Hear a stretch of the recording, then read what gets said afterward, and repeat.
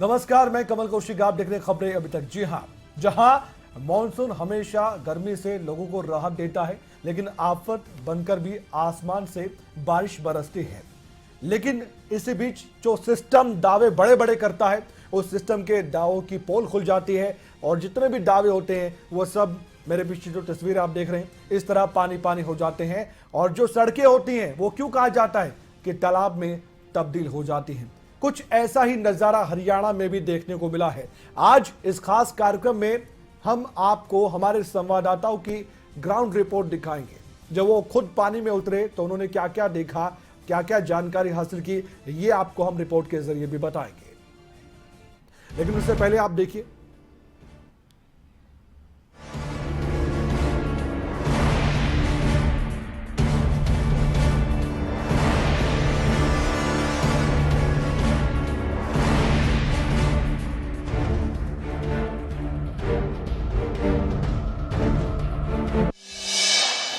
इस वक्त हम हरियाणा के जींद जिले में शहर के अंदर भिवानी रोड पर हैं।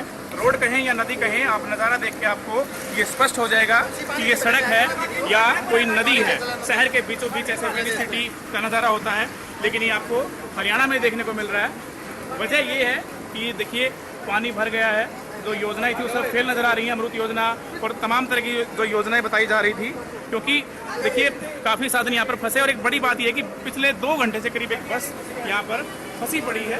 और देखिए ड्राइवर कंडक्टर भी बड़ी मशक्कत कर रहे हैं उसको निकालने के लिए, पूरी तरह से भीग चुके हैं। भाई साहब, कितनी देर से आप लोग प्रयास कर रहे हैं? कब से फंसी हुई है बस? ये कितनी देर से प्रयास कर रहे हैं बस? थोड़ा सा कब से फंसी हुई है, थोड़ा सा बताएं इस बारे में। ये जी बस फंसी 1 घंटा हो गया जी बस को फंसी को। अच्छा, बस क्या कारण था बस फंसने का? फंसने का जी गाड़ी आ गई थी साइड में, वरना गाड़ी आ गई थी, उसको बचाने के चक्कर में पानी ज़्यादा है यहाँ? हाँ, पानी बहुत ज़्यादा है।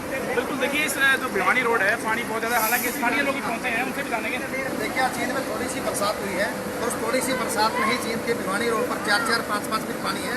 सड़क नहर में तब्दील हो चुकी है और इस नहर पर जब ये बस जा रही थी भिवानी की तरफ, तो ये फंस गई है गड्ढे में। कि एक तरह से नहर ये शहर के बीचों बीच बन चुकी है। 3 से खबरें अभी तक के लिए विजेंद्र कुमार।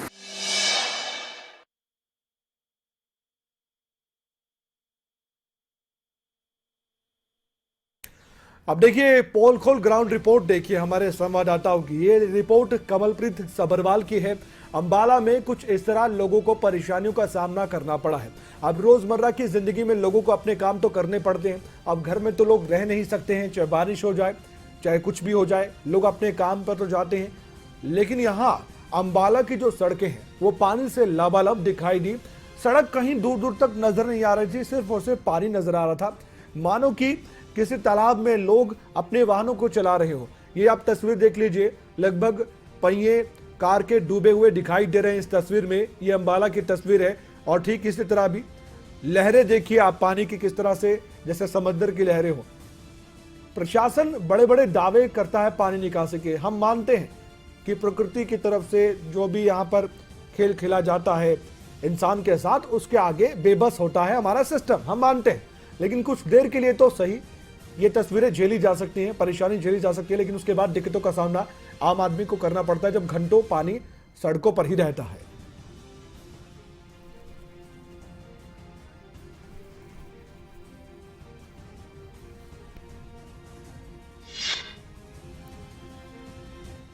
हमारे संवाददाता की एक और रिपोर्ट आप देखिए।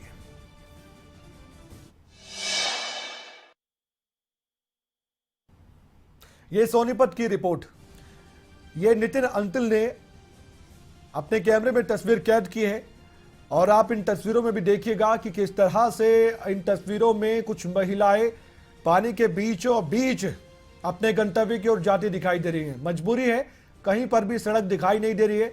अब ऐसे में सवाल ये भी उठता है कि अगर कोई हादसा हो जाता है, मान लीजिए कोई गड्ढा है या किसी सीवरेज का ढक्कन खुला हुआ होता है, कई बार ऐसा होता है, आपने कई खबरें भी सुनी होंगी, तो उस वक्त अगर किसी को चोट पहुंचती है तो उसके लिए जिम्मेदार क्या प्रशासन होगा? जिम्मेदारी लेगा प्रशासन?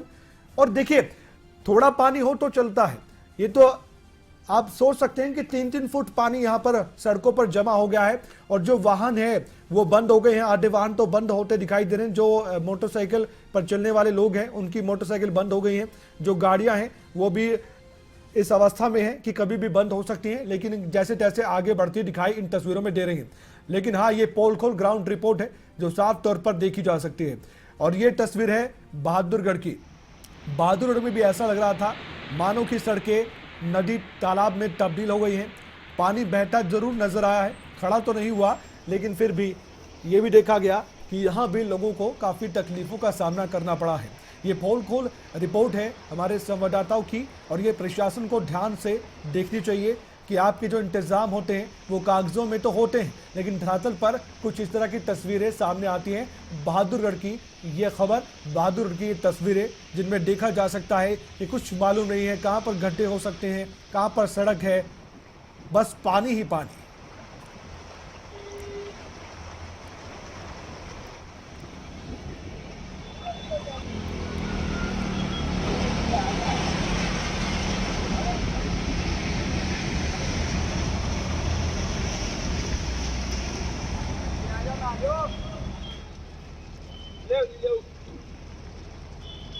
तो सुबह से ही बरसात हुई और उसके बाद क्या हालात हुए हरियाणा में, हरियाणा के बहादुरगढ़ में भी देखा जा सकता है इन तस्वीरों के माध्यम से। और ये गुरुग्राम की तस्वीरें आप देख लीजिए, गुरुग्राम में भी कुछ यही हालात थे, यहाँ भी दिक्कतों का सामना करना पड़ा। और गुरुग्राम का तो बहुत अमीर निगम, उसके बावजूद भी ये हाल है गुरुग्राम का।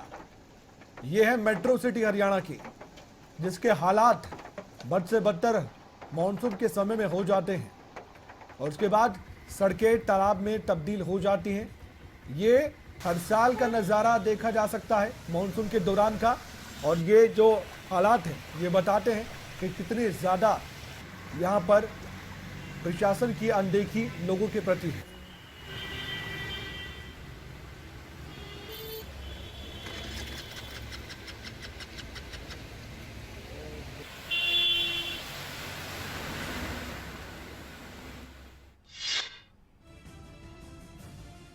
गुरुग्राम में हर नेशनल हाईवे और हर राज्य मार्ग, इसके अलावा कॉलोनियों का जायजा लिया हमारे संवाददाता करण जय सिंह ने। रिपोर्ट देखिए।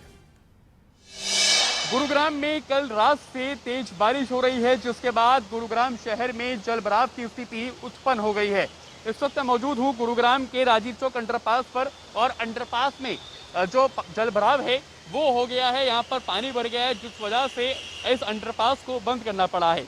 ये अंडरपास राजीव चौक पर है और सोना की ओर जाता है, और सोना की ओर जाने वाले रास्ते को फिलहाल बंद कर दिया गया है। हालांकि जो सोना से लोग आ रहे हैं उनके लिए अंडरपास खुला हुआ है, लेकिन अंडरपास में पानी भरने की जो परंपरा है वो गुरुग्राम में हर साल देखने को मिलती है। हर साल गुरुग्राम के अंडरपास में पानी भर जाता है।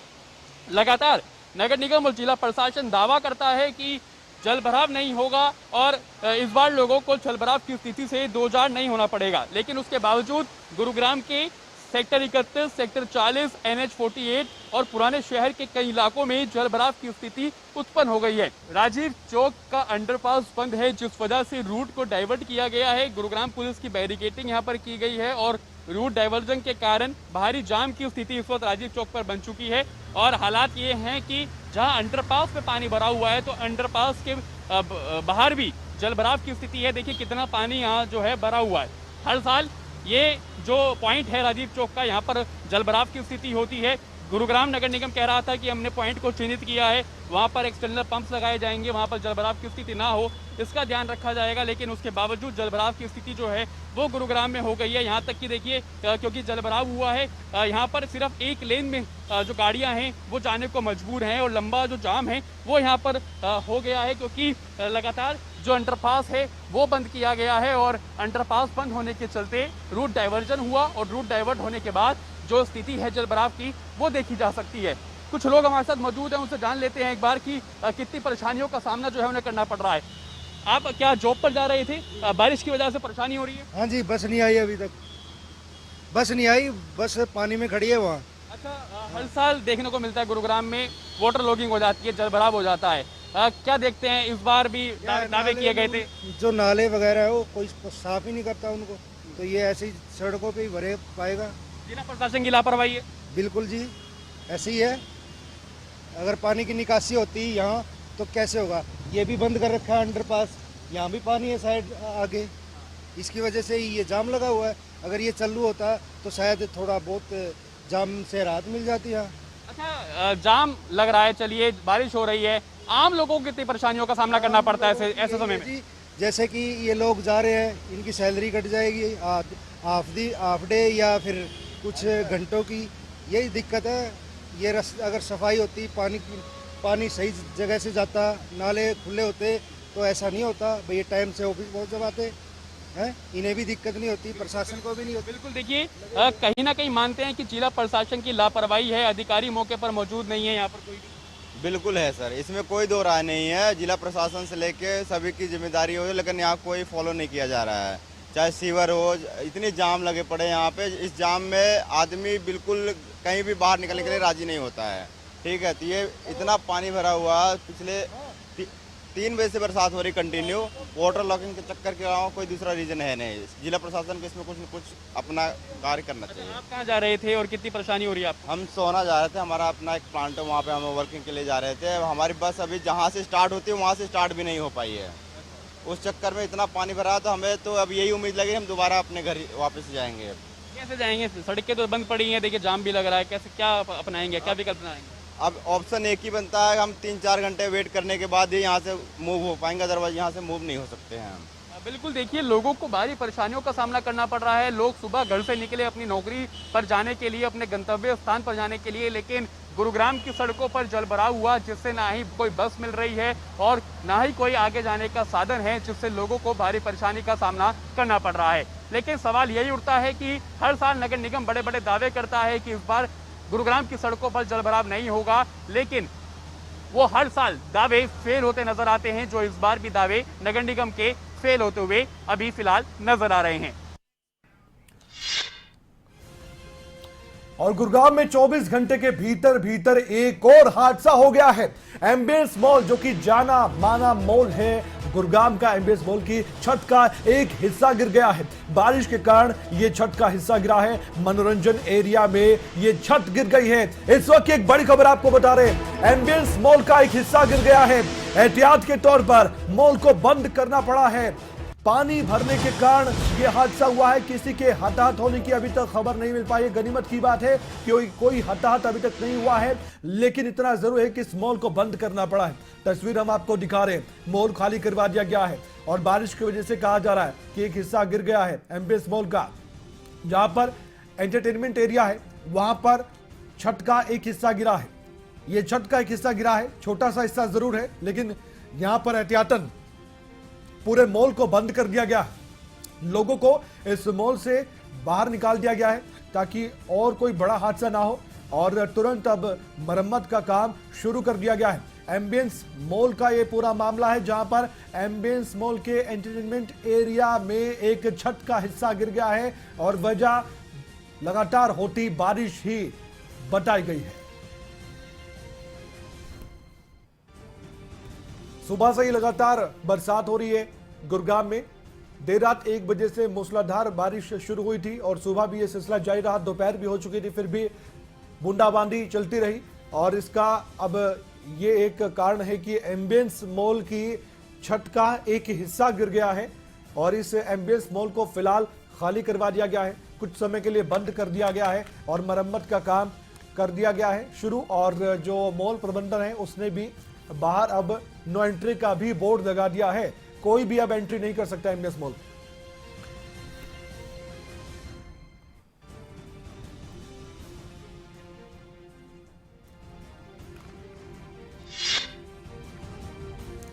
आइए कुछ और तस्वीरें हम आपको दिखाते हैं, एक रिपोर्ट दिखाते हैं जिसमें प्रशासन के दावों की पोल खुल चुकी है, क्योंकि हर साल बहानेबाजी चलती है सिर्फ। अब ये फतेहाबाद की तस्वीर आप देख लीजिए। बच्चों को भी अब अपने मनोरंजन के लिए एक साधन मिल गया है, क्योंकि वैसे तो ये पानी घर में इकट्ठा करे ना करे, लेकिन हाँ ज़रूर प्रशासन ने एक बड़ा इंतज़ाम इन बच्चों के लिए कर दिया है कि आप गली में ही अपना स्विमिंग पूल बना लीजिए।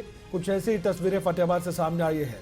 ये तंज भरे शब्द भी अगर प्रशासन के कानों तक पहुंचे तो ज़रूर आप अपनी नींद से जागिए और कुछ लोगों के लिए ऐसा काम कीजिए ताकि ये पानी फिर से गलियों में भरता दिखाई ना दे, क्योंकि बरसात अभी और भी होगी। क्योंकि मौसम पर तो किसी का बस नहीं है और मानसून की बरसात का इंतजार हर साल रहता है।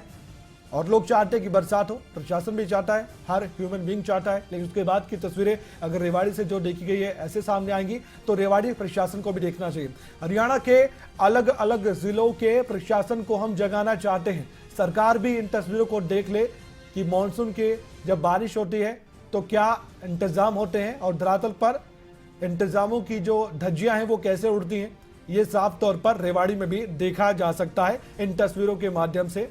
हमारे संवाददाता ने इन तस्वीरों को अपने कैमरे में कैद किया, जो आप देख भी सकते हैं। ये हाल है हरियाणा के रेवाड़ी के भी। अपने अपने जिले की आप तस्वीर देखिए, सूरत हाल देखिए, क्या क्या वहां से तस्वीरें सामने आ रही हैं।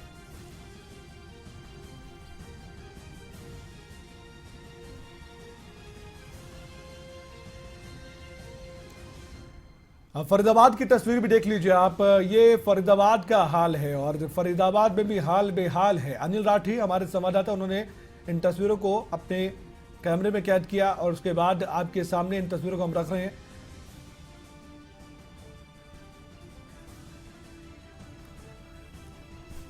और हमारे संवाददाता अनिल राठी ने भी फरीदाबाद की हर गली में जाकर ये देखा कि बारिश के बाद के हालात क्या थे। उनकी एक रिपोर्ट देखिए। फरीदाबाद में देर रात से हो रही झमाझम बारिश के बाद जहां एक तरफ मौसम सुहावना हो चुका है और वहीं दूसरी तरफ बात करी जाए पानी की, तो पूरे शहर में जो है वो जल भराव की स्थिति देखने को मिल रही है। तमाम नाके, तमाम चौराहे, तमाम वो अंडरपास जो है वो सभी इसी तरीके से पानी से लबालब भरे हुए हैं। और जिस तरीके से नगर निगम हर साल जो है वो करोड़ों रुपए के दावे करता है, करोड़ों रुपए की बातें करता है कि रिनोवेशन के लिए करोड़ों रुपए खर्च करते हैं, उसकी जमीनी हकीकत आप देख सकते हैं किस तरीके की जमीनी हकीकत है। पूरे शहर में इसी तरीके के हालात आपको दिखाई देंगे, फिर चाहे दूर तक की बात करें। इस समय हम बल्लभगढ़ की सब्जी मंडी में खड़े हुए हैं। यहाँ पे सब्जी मंडी में किस तरीके के हालात हैं, लोग जो है वो तराई तराई हैं, क्योंकि कहीं ना कहीं सुबह सुबह जो है वो देखिए तमाम वो लोग जो है वो पानी में चलने को मजबूर हैं। इन लोगों से हम जानने की कोशिश करते हैं आखिर क्या समस्या है इन लोगों की और किस तरीके से ये लोग इस पानी के अंदर रहने को मजबूर हैं। इस तरीके से लगातार शिकायत करते हैं आप इस पानी की? इसकी लगातार पिछले 15 साल से लगातार शिकायतें की जा रही हैं इसकी, और ये मौसम की पहली बारिश है। इसमें ही देख लो क्या बुरा हाल है पानी से। मंडी का सारी सब्जी सब बेकार हो रही है पानी में, कोई व्यवस्था नहीं है, कोई निकासी नहीं है इसकी। दुकानों में भी पानी अंदर तक जा रहा है, दुकानों में पानी भर रहा है अंदर तक भी। देखो आप, देखो चल के। कहीं ना कहीं देखिए जो व्यापार है उस पर काफी प्रभाव जो है वो इन लोगों के पे पड़ा है। और कहीं ना कहीं जिस तरीके से लगातार जो है वो सरकार दावे करती है, रेनोवेशन की बात करती है, रेनोवेशन के नाम पर जो है वो करोड़ों रुपए नगर निगम की तरफ से खर्च किए जाते हैं, लेकिन आप देख सकते हैं किस तरीके के हालत। ये मार्केट कमेटी के अंडर आता है। मार्केट कमेटी का भी जो कहीं ना कहीं ये मोटा भरकम जो है वो इसका रसीद कटवाते हैं, टैक्स देते हैं, लेकिन इसके बावजूद जो है वो सहूलियतों के नाम पर यहाँ पे जो है वो बिल्कुल जीरो है। हमसे चक्रवृद्धि ब्याज वसूले गए इन दुकानों के, जो हमसे दुकानें ली थी हमने, इनके हमने चक्रवृद्धि ब्याज दिए इनके हमने इनको, उसके बाद भी हमें कोई सहूलियत नहीं है। आप देख रहे हो क्या हाल है इसमें, देख लो आप, ये देख लो ग्राहक दुकान ही नहीं, ग्राहक ही नहीं है दुकानों में, कहाँ से आएंगे इतनी पानी में। लाल सिंह यादव। ये जो हमारे को जो फड़ बना के दिए गए थे इन्होंने सब्जी बेचने के लिए, उन पे देख लो 1.5 फुट पानी खड़ा है। अभी हम कहाँ से सब्जी बेच लें? सारी सब्जियां हमारी सब पानी में तैर रही हैं, कोई ग्राहक नहीं है हमारे पास। और हमारे पास इनने और जो हमने टीन डाल रखी है बचाव के लिए, उनका भी हमारे को विरोध करके हमारी टीन तोड़ी जा रही है। नोटिस दे रखे हैं इसे। हम मंत्री जी के पास गए थे, अपने इलाके के विधायक के पास, उन्होंने बोला कि भाई आप कोर्ट में जाओ या 90% मैं इनको करूँगा, रोकूंगा। हमें ये सांत्वना दी गई है मंत्री साहब से। हाँ जी, लेकिन कहीं ना कहीं हालात तो ऐसे जस के तस ही हैं आप लोगों के सारे। हालात इसलिए ना जो कोई सुनवाई होती नहीं। हमने शेड किसानों की सुविधा के लिए डाल रखे हैं, सर्दी गर्मी बरसात कोई दिक्कत होती उसके नीचे सब्जी रख देते हैं, वो बैठ जाते हैं, सही हो जाता है। अब वो कह रहे हैं इनको भी हटाओ, उनकी तरफ से तो कोई सुविधा नहीं है। हमारा कच्चा काम है, अब इसमें सब्जियां सड़ जाती है। ये बरसात का पानी सब्जी के लिए जहर होता है, सड़ जाएगी सब्जी, उनका नुकसान होगा, हमारा भी नुकसान है। व्यापार होता नहीं, टैक्स हम भरते हैं, फीस हम भरते हैं, हमें सुविधा नहीं दे रखी कोई।